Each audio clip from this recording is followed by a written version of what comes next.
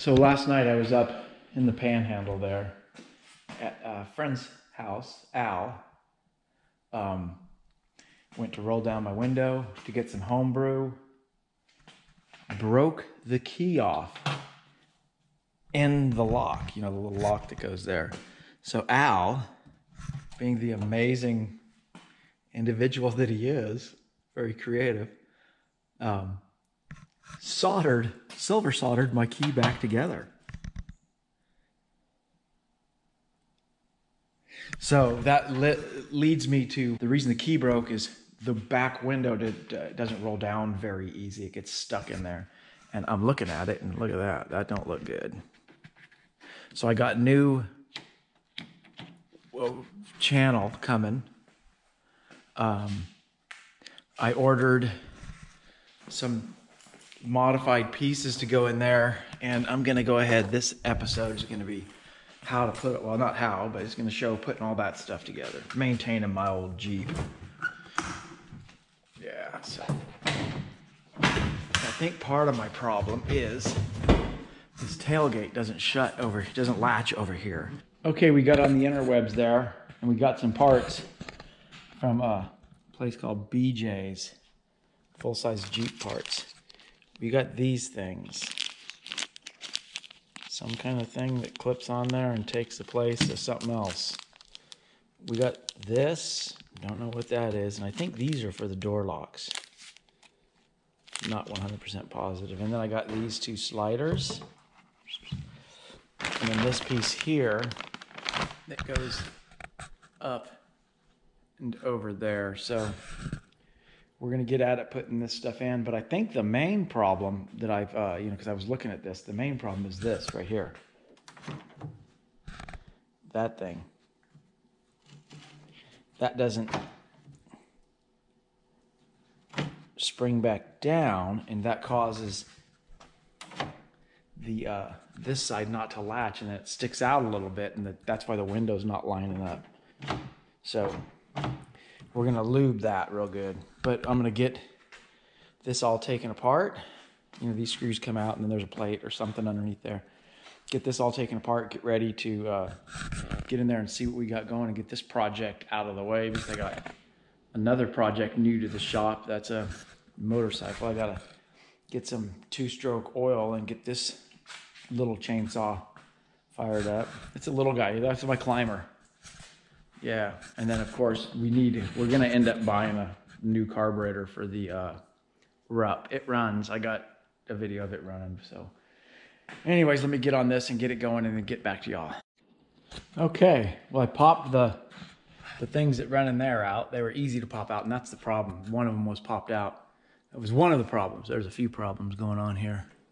So I popped that sucker out, drove this down, and I've marked where those two gears are supposed to go. I'm not gonna run it up or down, or hopefully I don't have to run it up or down to get it out.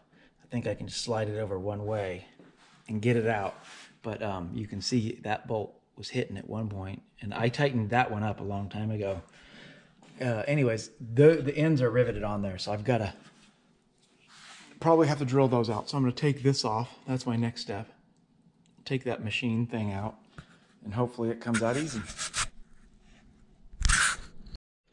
Okay, it required a little bit of manipulation, and this part here, I expected this part to stay with the motor and just the gears to come off and then flop around. Of course, that didn't happen. I may pull the motor off just to see how free this is by itself. But one thing I did notice is it looks like it might have a little bit of wear. It's chunked out pretty good. Yeah, so we got to figure out how we're going to get those out. Probably just grind until it gets ready to come out. And the motor does sound a little slow going down. So I'm going to see about cleaning and lubing the best I can all this end of the business deal here. And maybe that'll help it. Maybe it'll help it run a little bit better. But here we go on the window rebuild action Jackson. It's pretty easy to get out. I just hit it with the flap disc on the back here. Ground it, it's still a little bit warm. And then put my deep 11 stinks socket. Hit it with my non-snap-on hammer.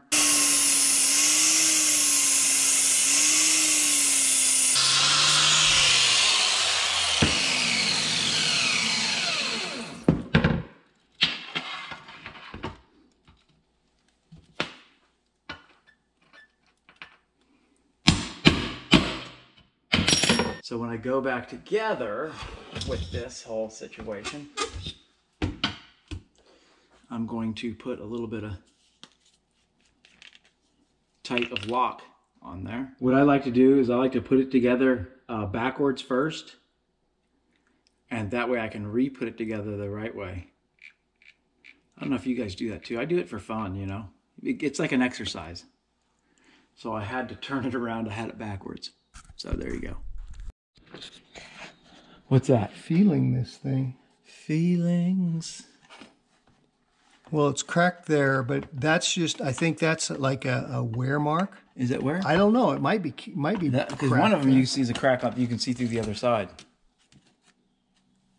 Oh, this thing turned, didn't it? It looks like it. Well, I don't know. It may have just. Because remember, we saw a crack here. But see, that thing's not flat. Yeah. So basically what happened was this gear here, I stuck it in there and operated it. And this gear sets in here like this, and this shaft goes, you know, rides on that shaft. This gear, when you get to the top, it would crank over, way over. Had tons of play, and we get to looking at it, and you can see there's cracks, and well, what happened this is kind of blown out. Yes. But that's what they make welders for. So we're going to see about cleaning this up really good, getting on that back side. Let's see here. The back side is this washer thing that's on there that is stationary.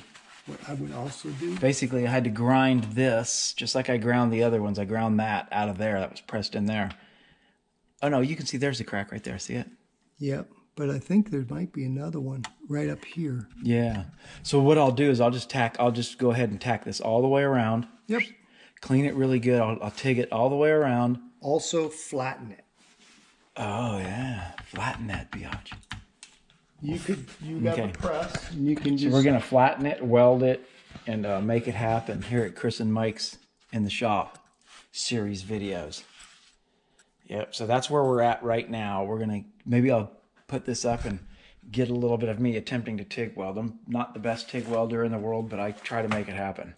That's all that matters. Okay, we're kind of set up here. What we got is we've got the Miller diversion. I changed the lead because the other one, I did not like it. It sucked. I don't know what the hell's going to happen here. The key to do it is when you weld, you want to have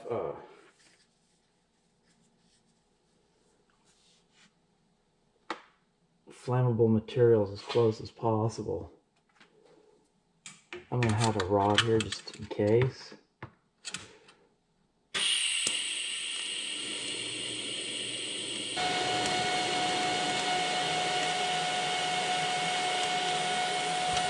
Get it dialed in. And you know, having flammable materials that close by just makes it fun. You know, this job would nowhere near be as fun as if it didn't catch fire. You know, catching fire is what makes life exciting. Okay, so I'm just gonna put 2 quick little tacks on there. That's actually one of my better tacks.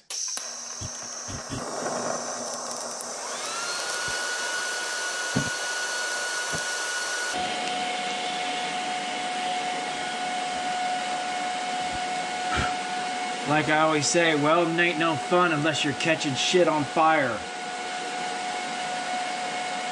So I consider that tacked down now, so that part ain't gonna move.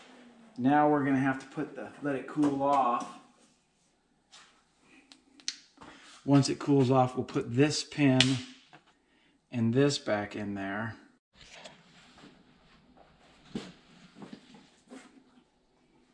So I tacked a pin, and then I also put a tack on that crack right there.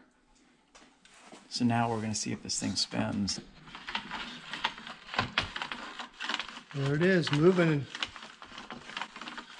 It's operational, and it should not rock in there at all. It should work right. Well, it's going to work I better. think the motor might be a little bit slow, because going down it's really slow. I mean, going up it's got the spring behind it, so it hauls ass up and puts down. So let's go put this sucker in there, put it together, see what we got.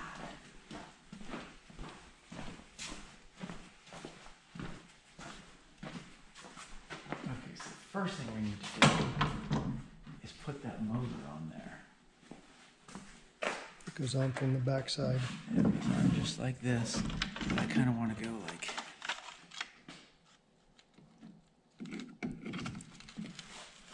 Where are the screws? They're in the... Okay, they're right here. They're... See the little chrome piece? They're the three, those three right there. And the tool is right there.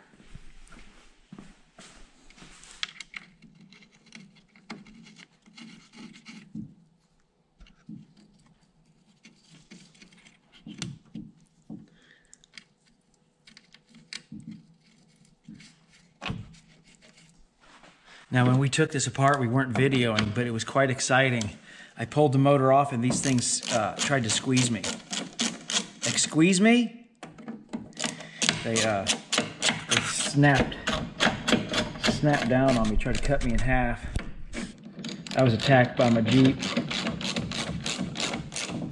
Uh-oh, I don't like the way that one's going in there. As we've got the power of the probe.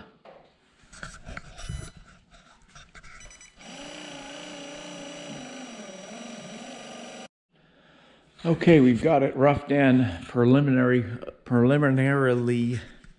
mocked up, and we have what appears to be a decent operating. It just seems more positive than it did before. That's absolutely certain. The key does, you know, when you go up, it does stick, so you got to kind of...